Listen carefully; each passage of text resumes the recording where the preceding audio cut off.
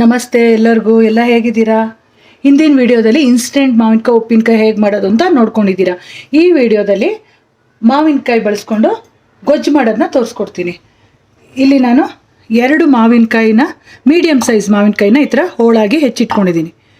ಮತ್ತು ಒಂದು 4 ಹಸಿಮೆಣಸಿನ್ಕಾಯಿ ಈ ಥರ ಸ್ಲಿಟ್ ಮಾಡಿ ಇಟ್ಟಿದ್ದೀನಿ. ಸ್ವಲ್ಪ ಕರಿಬೇವು, 1 ಇಂಚು ಶುಂಠಿನ ಈ ಥರ ಉದ್ದಕ್ಕೆ ಹೆಚ್ಚಿಟ್ಟಿದ್ದೀನಿ. ಇದು ರೆಡಿ ಮಾಡ್ಕೊಂಡಿದ್ದೀನಿ. ಈಗ ಬಾಣಲೆ ಇಟ್ಬಿಟ್ಟು ಒಂದು 4 ಟೀ ಸ್ಪೂನಷ್ಟು ಎಳ್ಳೆಣ್ಣೆ ಹಾಕಿದ್ದೀನಿ. ಒಗ್ಗರಣೆಗೆ ಸಾಸಿವೆ, ಸ್ವಲ್ಪ ಕಡಲೆಬೇಳೆ, ಉದ್ದಿನಬೇಳೆ ಎಲ್ಲ 1 ಟೀ ಸ್ಪೂನಷ್ಟು, ಮತ್ತು ಇಂಗು.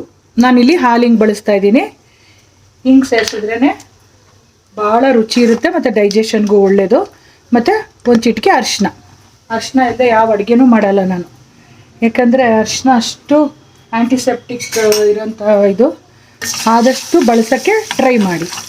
ಸಾಸಿವೆ ಸಿಡಿದ ಮೇಲೆ ಹೆಚ್ಚಿಟ್ಕೊಂಡಿರೋಂಥ ಮಾವಿನಕಾಯಿ ಹೋಳನ್ನ ಹಾಕೋಣ. ಸಾಸಿವೆ ಸಿಡಿತಾ ಇದೆ. ಈಗ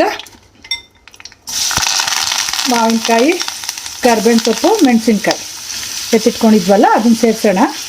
ಸ್ವಲ್ಪ ಬೇಗ ಬೇಯೋದಕ್ಕೋಸ್ಕರ ಉಪ್ಪನ್ನು ಸೇರಿಸೋಣ. ಈ ಗೊಜ್ಜು ಮತ್ತು ತೊಕ್ಕು ಇದಕ್ಕೆಲ್ಲ ಸ್ವಲ್ಪ ಎಣ್ಣೆ ಮುಂದಿರಬೇಕು. ರೆಗ್ಯುಲರಾಗಿ ಬಳಸೋದಕ್ಕಿಂತ ಸ್ವಲ್ಪ ಜಾಸ್ತಿ ಇರಬೇಕು, ಆವಾಗಲೇ ಕೆಡೋದಿಲ್ಲ.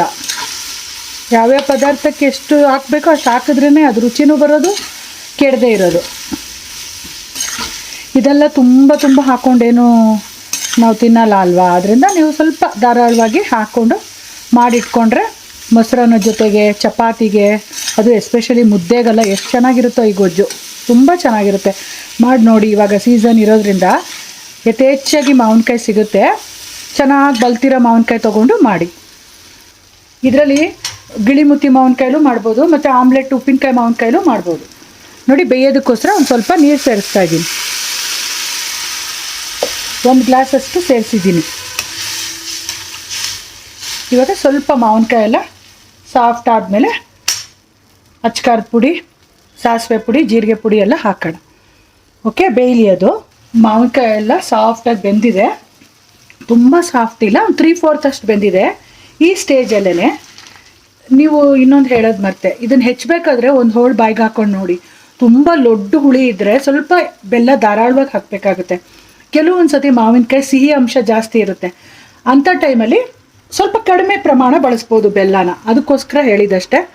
ನಾನು ಇವಾಗ ತೊಗೊಂಡಿರೋ ಮಾವಿನಕಾಯಿ ತುಂಬ ಹುಳಿ ಇದೆ, ಅದಕ್ಕೆ ಸ್ವಲ್ಪ ಜಾಸ್ತಿ ಬೆಲ್ಲ ಹಾಕ್ತಾಯಿದ್ದೀನಿ ನಾನು. ಒಂದು ಕೈಯಲ್ಲಿ 2 ಹಿಡಿಯಷ್ಟು ಬೆಲ್ಲ ಹಾಕಿದ್ದೀನಿ, ಪೌಡ್ರ್ ಬೆಲ್ಲ. ನೋಡಿ, ಈ ಥರ ಕುಟ್ಟಿಟ್ಕೊಂಡಿದ್ದೀನಿ. ಆ ಬೆಲ್ಲ ಹಾಕಿದ್ದೀನಿ. ಉಂಡೆ ಬೆಲ್ಲನ ಕುಟ್ಟು ಡಬ್ಬಿಗೆ ಹಾಕಿಟ್ಕೊಂಡ್ಬಿಡ್ತೀನಿ ನಾನು ಯಾವಾಗಲೂ. ಅದರಲ್ಲಿ 2 ಹಿಡಿ ಹಾಕಿದ್ದೀನಿ ಅಷ್ಟೇ. ಅದಕ್ಕೆ ಹೇಳಿದ್ದು. ನೋಡಿ, ತುಂಬ ಹುಳಿ ಇದ್ದರೆ ಬೇಕಾಗುತ್ತೆ 2 ಹಿಡಿ. ಸ್ವಲ್ಪ ಸಿಹಿ ಇದ್ದರೆ ಅಷ್ಟೊಂದು ಬೇಡ, ಸ್ವಲ್ಪ ಪ್ರಮಾಣ ಕಡಿಮೆ ಮಾಡ್ಕೊಳ್ಳಿ. ಖಾರಕ್ಕೆ ಅಚ್ಕಾರದ ಪುಡಿ ಒಂದು 3 ಟೀ ಸ್ಪೂನಷ್ಟು ಹಾಕೋಣ. ಇದು ಕಾಶ್ಮೀರಿ ಚಿಲ್ಲಿ ಪೌಡ್ರು. ಖಾರ ಬರಲ್ಲ, ಕಲರ್ ಚೆನ್ನಾಗಿರುತ್ತೆ. ಸ್ವಲ್ಪ ಮಟ್ಟಿಗಷ್ಟೇ ಖಾರ ಬರೋದಿದು. ನೀವು ಗುಂಟೂರು ಅಂಥದ್ದೆಲ್ಲ ಹಾಕಂಗಿದ್ರೆ ಬರೀ 1.5 ಟೀ ಸ್ಪೂನ್ ಸಾಕು 2 ಕಾಯಿಗೆ. ಈಗ ಒಂದು 1/4 ಟೀ ಸ್ಪೂನಷ್ಟು ಮೆಂತ್ಯ ಪುಡಿ, ಒಂದು ಅರ್ಧ ಟೀ ಸ್ಪೂನಷ್ಟು ಸಾಸಿವೆ ಪುಡಿ, ಒಂದು ಅರ್ಧ ಟೀ ಸ್ಪೂನಷ್ಟು ಜೀರಿಗೆ ಪುಡಿ, ಸ್ವಲ್ಪ ಅರಿಶಿನ. ನೋಡಿ, ಇವಾಗ ಬೆಲ್ಲ, ಖಾರ, ಉಪ್ಪು ಎಲ್ಲ ಸೇರಿಸಿದ್ದಾಗಿದೆ. ಈಗ ಇದು ಚೆನ್ನಾಗಿ ಕುದ್ದು ಗಟ್ಟಿ ಆಗುತ್ತೆ ಸ್ವಲ್ಪ. ಆವಾಗ ಈ ಮಾವಿನಕಾಯಿ ಎಲ್ಲ ರಸ ಎಳ್ಕೊಳ್ಳುತ್ತೆ. ಎಷ್ಟು ಚೆನ್ನಾಗಿರುತ್ತೆ ಅಂದರೆ ಇದು ಚಪಾತಿಗೆ, ಬಿಸಿ ಬಿಸಿ ಅನ್ನಕ್ಕೆ, ಮುದ್ದೆಗೆ. ಆಹಾ, ನನಗೆ ಈಗ ಮಾಡ್ತಾ ಇರ್ಬೇಕಾದ್ರೆ ಬಾಯಲ್ಲಿ ನೀರು ಬರ್ತಾಯಿದೆ. ತುಂಬ ಚೆನ್ನಾಗಿರುತ್ತೆ. ಮಾಡ್ಕೊಳ್ಳಿ. 1-2 ಕಾಯಿಗಾದರೂ ಮಾಡ್ಕೊಳ್ಳಿ, ಹೇಳಿದ್ದೀನಿ. ಮಾಡಿ ರುಚಿ ನೋಡಿ ಹೇಗಿತ್ತು ಅಂತ ನನಗೆ ಕಮೆಂಟಲ್ಲಿ ಹೇಳಿ.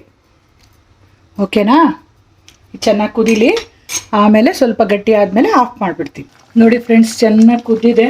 ನಾವು ಹಾಕಿದ್ವಲ್ಲ ಎಣ್ಣೆ, ಅದೆಲ್ಲ ಸ್ವಲ್ಪ ಮೇಲೆ ಬಂದಿದೆ. ಗಟ್ಟಿನೂ ಆಗಿದೆ ನೋಡಿ ಗೊಜ್ಜು. ಅದಕ್ಕೆ ಹೇಳಿದ್ದು 3/4 ಮಾವಿನಕಾಯಿ ಬೆಂದಾಗ ನಾವು ಖಾರ ಮತ್ತು ಮೆಂತ್ಯ ಪುಡಿ, ಸಾಸಿವೆ ಪುಡಿ ಎಲ್ಲ ಹಾಕಿದ್ರೆ ಇನ್ನೂ ಕಂಪ್ಲೀಟಾಗಿ ಬೇಯೋಷ್ಟೊತ್ತಲ್ಲಿ ಸ್ವಲ್ಪ ಎಳ್ಕೊಂಡು ಚೆನ್ನಾಗಿರುತ್ತೆ. ಸಾಫ್ಟಾಗಿ ಹೋಳುಗಳೆಲ್ಲ ಎಷ್ಟು ಚೆನ್ನಾಗಿ ಬೆಂದಿದೆ ನೋಡಿ, ಗಟ್ಟಿನೂ ಆಗಿದೆ. ಈ ಸ್ಟೇಜಲ್ಲಿ ಒಲೆ ಉರಿ ಆಫ್ ಮಾಡಿಬಿಟ್ಟು ತಣ್ಣಗೆ ಆದಮೇಲೆ ನೀವು ಒಂದು ಬಾಟ್ಲಲ್ಲಿ ಸ್ಟೋರ್ ಮಾಡಿ ಇಟ್ಕೊಂಡ್ರೆ ಧಾರಾಳವಾಗಿ ಒಂದು 15 ಡೇಸ್ ಬಂದೇ ಬರುತ್ತೆ. ಹೊರಗಡೆ ಇಟ್ಟರೆ ಒಂದು 2 to 3 ಡೇಸ್ ಇಡ್ಬೋದು, ಏನು ತೊಂದರೆ ಇಲ್ಲ. ಬಟ್ ಇವಾಗ ತುಂಬ ಬಿಸಿಲಿರೋದ್ರಿಂದ ಬೆಟರ್ ಫ್ರಿಜ್ಜಲ್ಲಿ ಇಡೋದು ಒಳ್ಳೆಯದು. ಓಕೆನಾ? ಈ ರೆಸಿಪಿ ನಿಮಗೆಲ್ಲ ಇಷ್ಟ ಆಗಿದೆ ಅಂದ್ಕೊಂಡಿದ್ದೀನಿ, ಸುಲಭವಾಗಿ ತೋರಿಸ್ಕೊಟ್ಟಿದ್ದೀನಿ. ನೆಕ್ಸ್ಟು ಈಗ ಗೊಜ್ಜಿಗೆ ಹೋಳುಗಳೆಲ್ಲ ತೊಗೊಂಡ್ಬಿಟ್ಟಿದ್ದೀನಲ್ವಾ, ಈ ವಾಟೆಗೆ ಅಂಟ್ಕೊಂಡಿರೋ ಒಂದು ಸ್ವಲ್ಪ ಇರುತ್ತಲ್ಲ, ಅದನ್ನೆಲ್ಲ ಒಡೆದ್ಬಿಟ್ಟು ಅದರಿಂದ ತೊಕ್ಕು ಹೇಗೆ ಮಾಡೋದು ಅಂತ ತೋರಿಸ್ಕೊಡ್ತೀನಿ. ನೆಕ್ಸ್ಟ್ ವಿಡಿಯೋದಲ್ಲಿ ನಿಮಗೆ ತೊಕ್ಕು ಮಾಡೋದನ್ನು ಹೇಗೆ ಅಂತ ನೀವು ತಿಳ್ಕೊತೀರಾ. ಓಕೆನಾ? ಮತ್ತು ಆ ವಿಡಿಯೋದಲ್ಲಿ ಸಿಗ್ತೀನಿ ಫ್ರೆಂಡ್ಸ್. ಆರೋಗ್ಯವಾಗಿರೋಣ, ಆರೋಗ್ಯವಾಗಿ ತಿನ್ನೋಣ. Take care, bye, see you.